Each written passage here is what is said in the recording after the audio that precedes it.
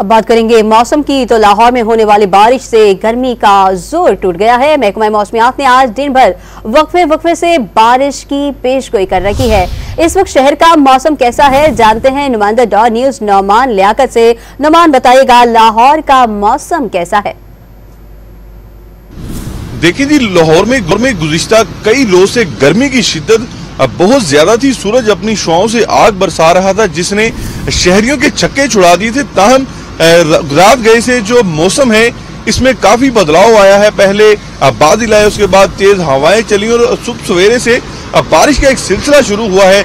शहर के मुख्तलिफ इलाकों में कहीं तेज तो कहीं हल्की बारिश हुई है, जिसके बायस गर्मी का जोर जो है वो मुकम्मल तौर पर टूट चुका है। इसके अलावा अगर आज दर्जा हरारत की बात की जाए तो कम से कम दर्जा हरारत 23 और ज्यादा से ज्यादा 35 डिग्री सेंटीग्रेड तक जाने का इम्कान जाहिर किया गया है। और महकमा मौसमियात की जानिब से ये भी बताया गया है कि आज सारा दिन वक्फे से कहीं तेज तो कहीं हल्की बारिश का सिलसिला जारी रहेगा और गर्मी का जोर भी बारिश की वजह से टूट चुका है। जी।